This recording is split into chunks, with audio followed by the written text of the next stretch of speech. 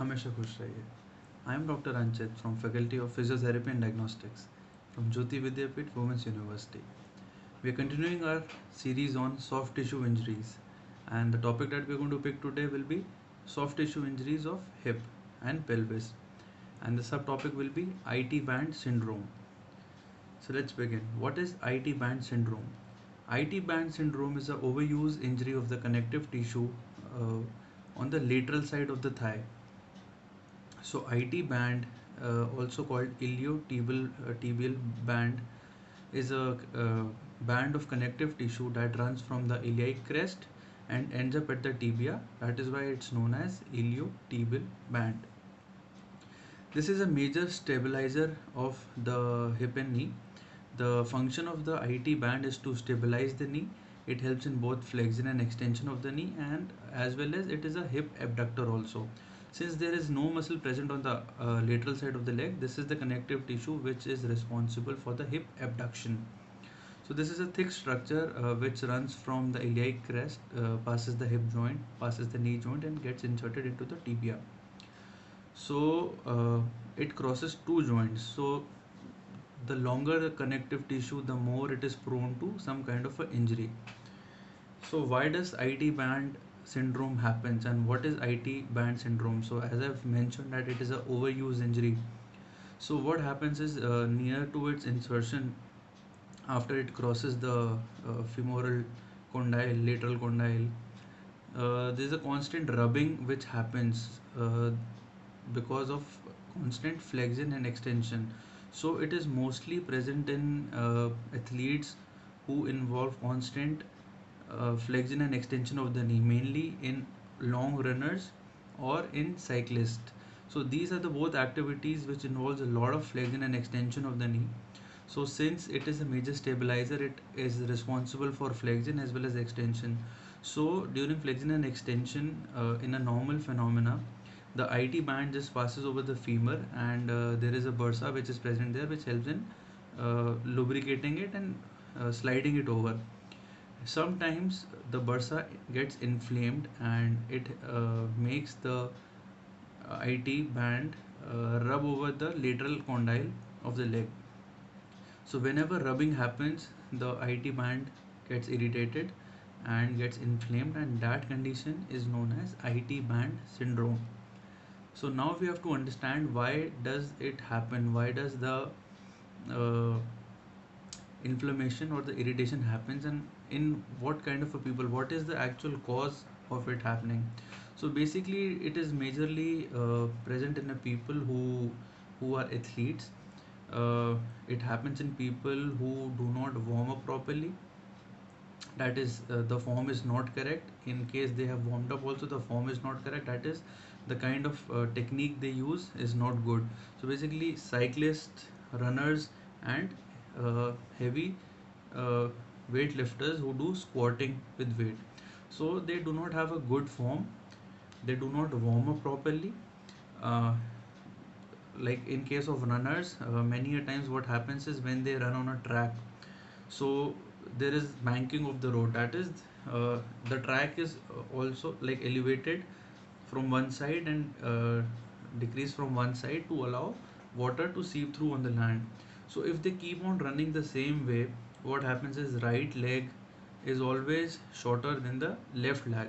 So left limb length discrepancy occurs. Because of that, uh, the right IT band and the left IT band, right leg's IT band and the left leg's IT band, the length is deferred over the period, long period of time, because of which shortening of one leg and lengthening of one leg. So since the right leg is always on the upper side, the left IT band gets stretched, and because of the stretching, it loses its elasticity, and as opposed to the right leg.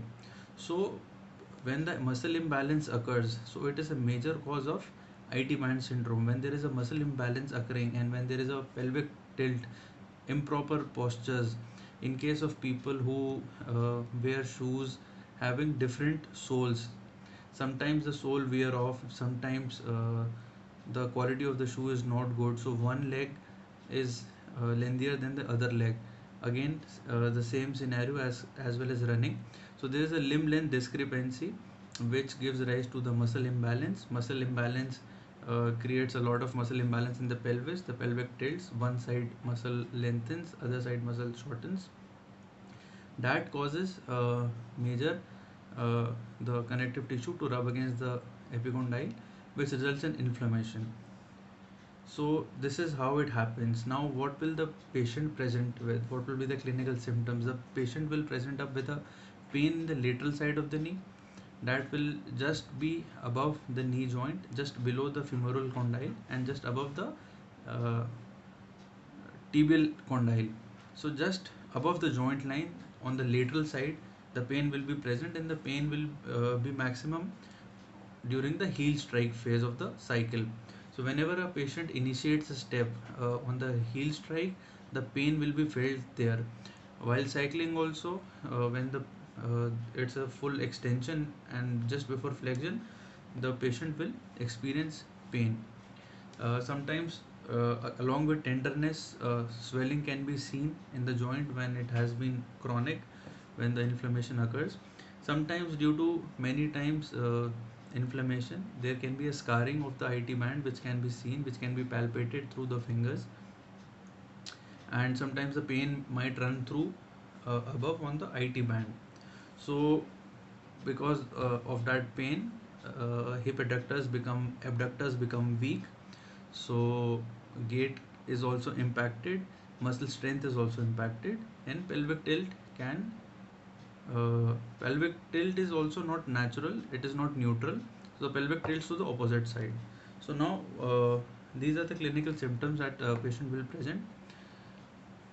Now, coming on to the treatment, what will the treatment be like? Medical treatment will to overcome the pain, the doctor will advise painkillers, NSAIDs, corticosteroid injections. Coming on to the therapeutic treatment,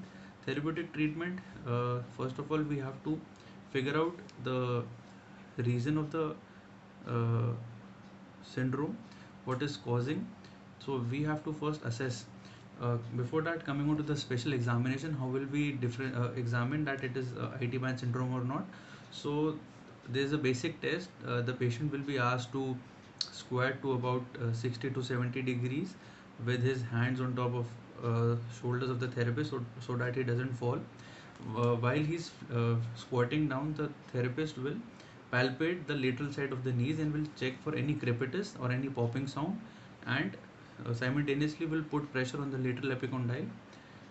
If there is a pain there or if there is a crepitus present, that means it's IT band syndrome. Also, the patient will be asked to abduct the leg, so and compare both the legs. So usually the affected leg, the degree of motion is decreased as compared to the unaffected leg.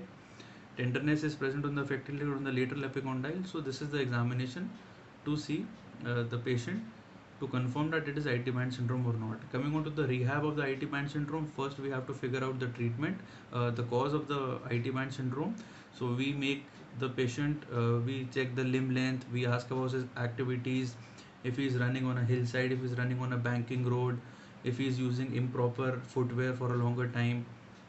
If there is a pelvic tilt, we check for the posture, we check for the pelvis.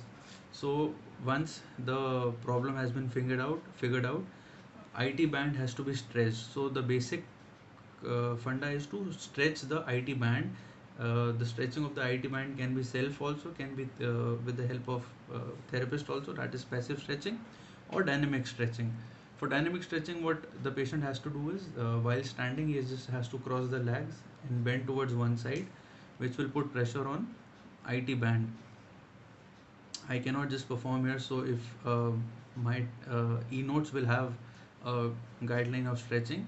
So stretching is very important. So stretching of IT band, simultaneously all the structures around it gets affected. So we have to stretch the glutes also, we have to stretch the hams also, we have to stretch the quads also. So basically, stretching of all the pelvic muscles, stretching of all the hip muscles, and then strengthening of all the hip muscles. So this is the rehab of IT band syndrome. We have to strengthen it, especially the abductors. adductors of the other leg, abductors of other leg, adductors of this leg, hip flexors, extensors, and the major treatment is to find out what is causing it and to eradicate that cause. So this was about IT band syndrome. I hope the things are clear. In case of any issue, you can just text me, put a comment below my video. Thank you so much. This video was brought to you by Jyoti Vidyapeeth Women's University, digital version 2.0. Thank you. Have a good day.